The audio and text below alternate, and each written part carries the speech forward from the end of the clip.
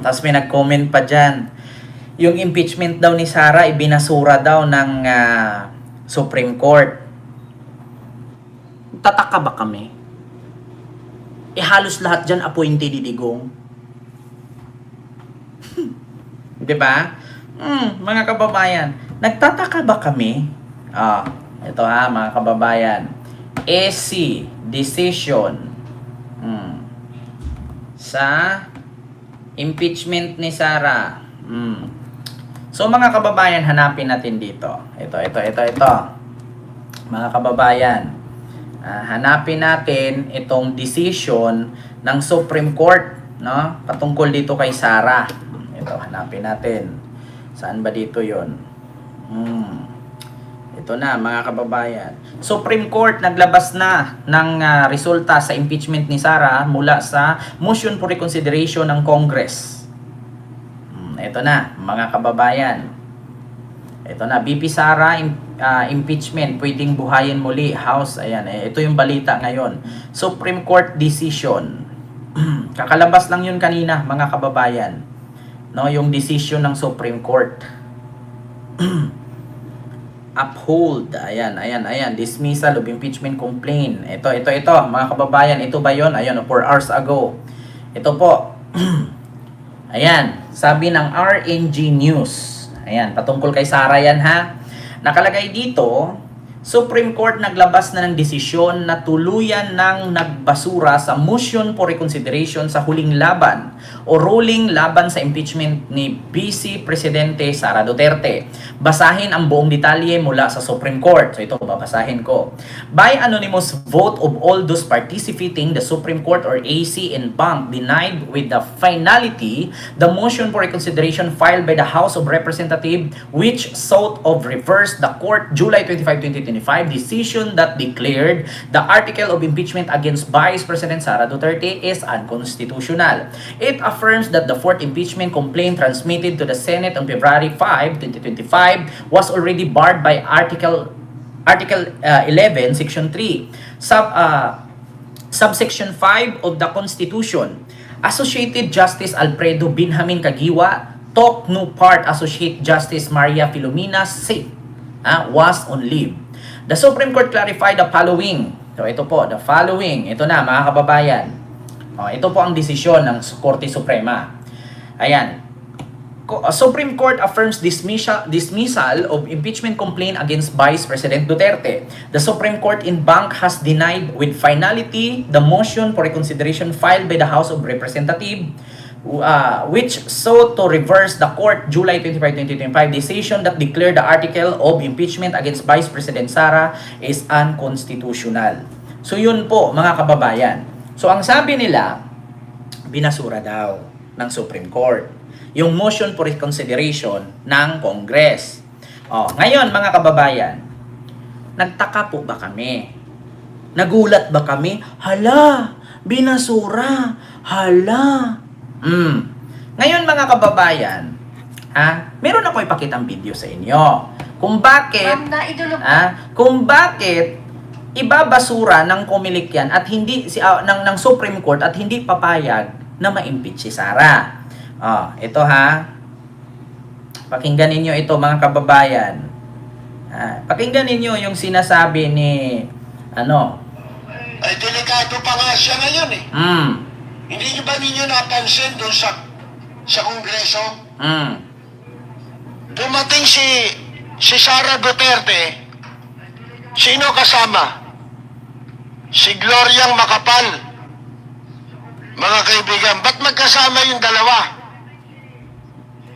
Hindi dumating ang ni isang miyembro ng pamilya ni Sara.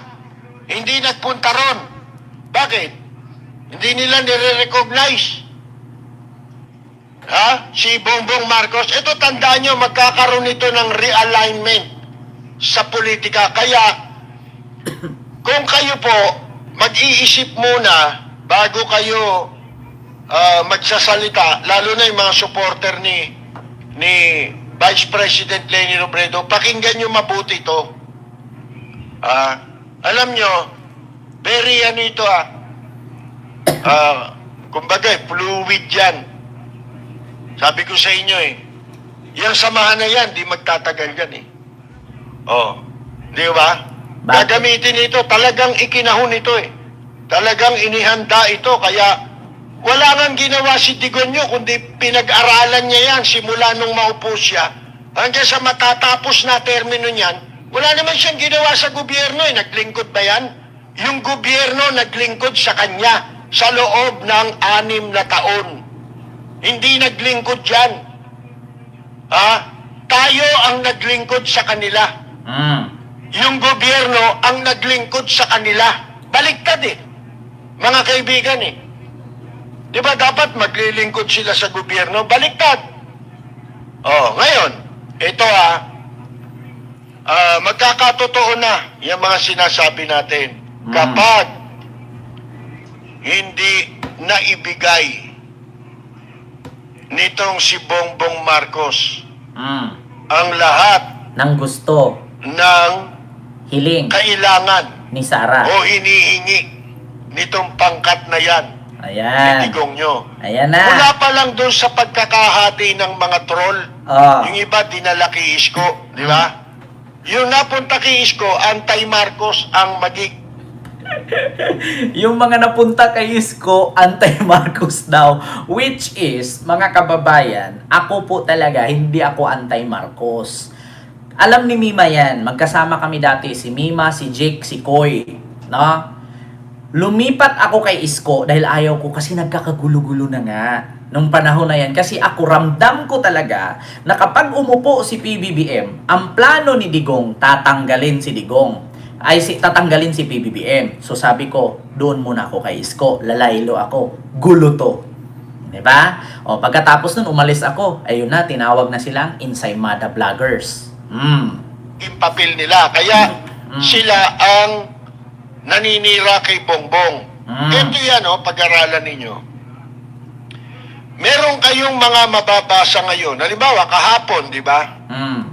Basahin ninyo, body language. Lahat ng sinabi Yung ni Rafi, reading totoo. between the lines. Ayan. Na hindi kailangang sabihin, pero kailangan, marunong kang bumasa. Tama. Kinukwento ko nga sa inyo di ba? Noong panahon ni Marcos, nakaakyat ako sa Malacanang dahil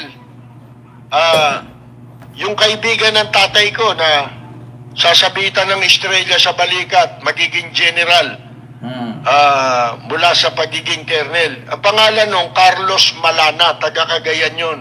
Naging classmate ng tatay ko nung araw sa Ateneo de Cagayan.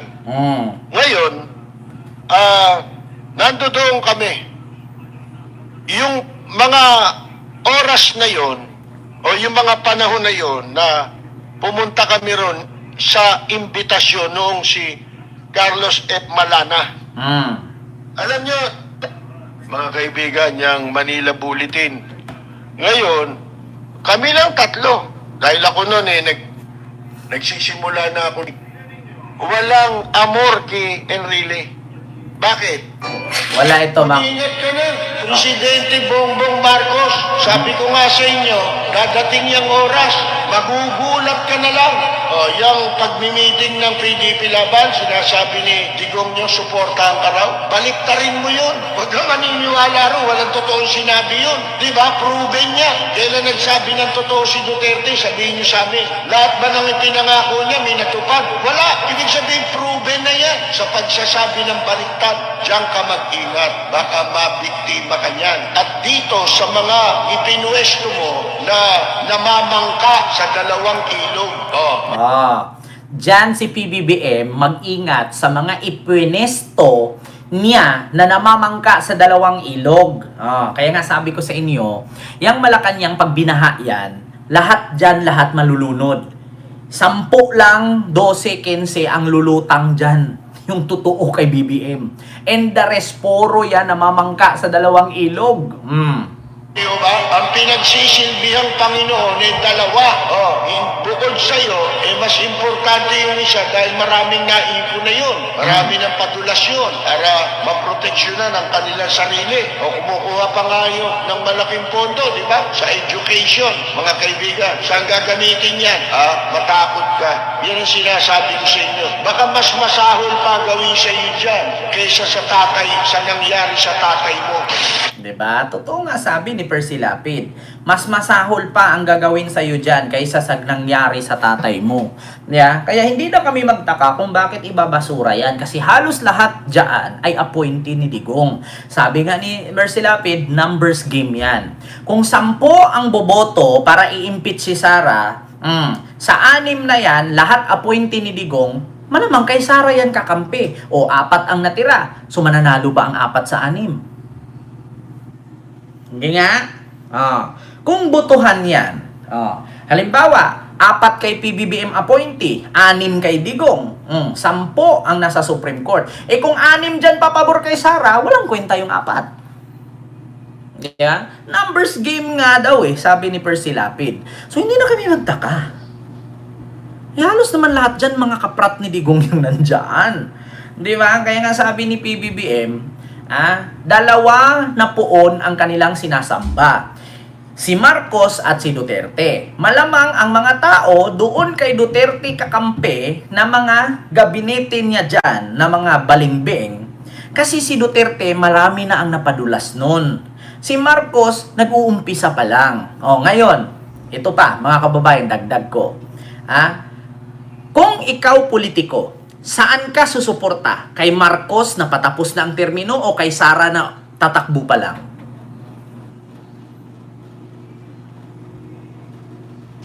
Tanungin ko kayo, mga kababayan.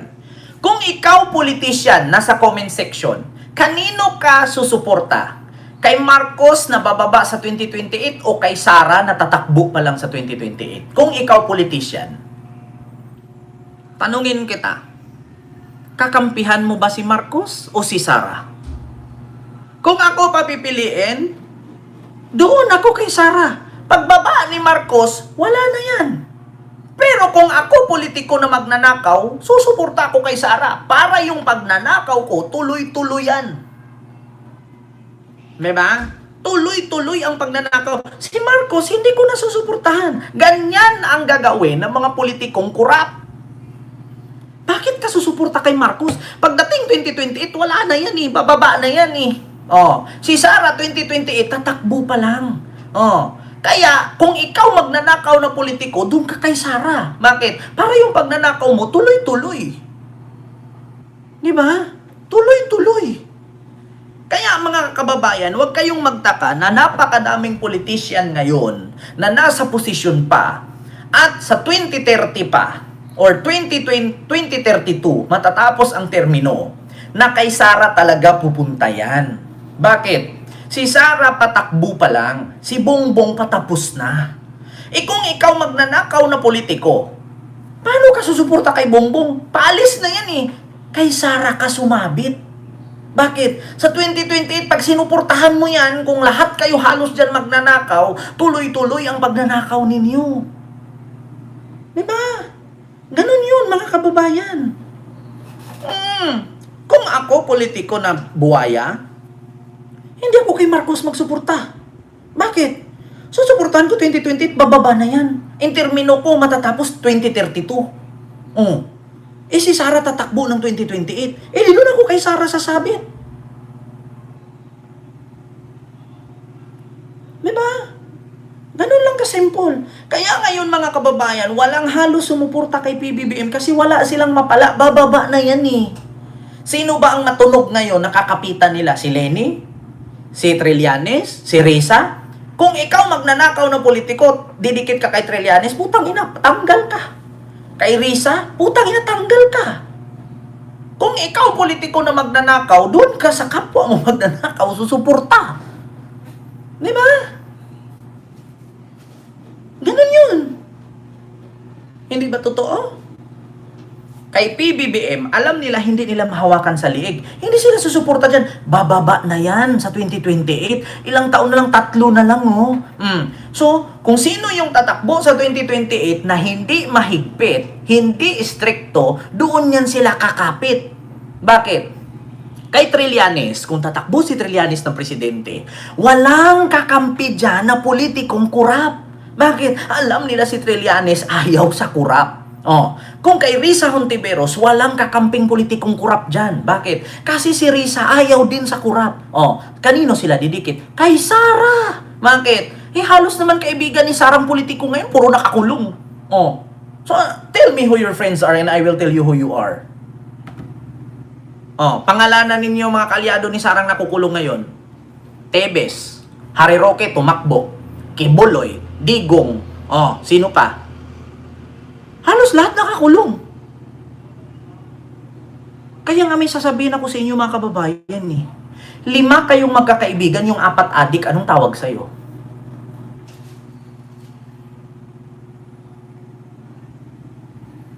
Sige nga. 5 kayong magkakaibigan, yung 4 adik, ikaw hindi, anong tawag sa'yo? Adik na rin. Bakit ka nakikipagkaibigan sa 4 na adik, hindi ka nga adik? So, ang tingin ng taong bayan, adik ka na, ba't niya naging friend? So, adik na rin siya.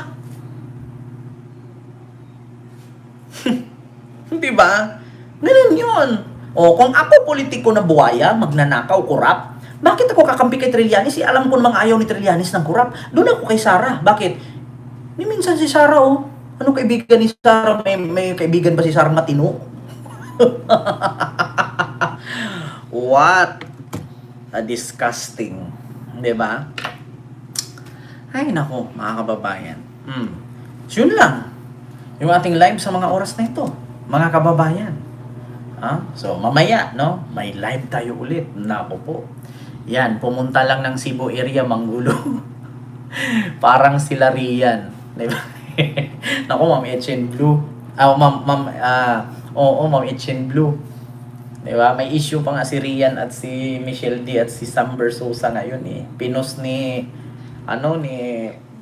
Sian Gasa. Tawang-tawa ako niyan So yun lang mga kababayan. Mag-ingat po kayo, no?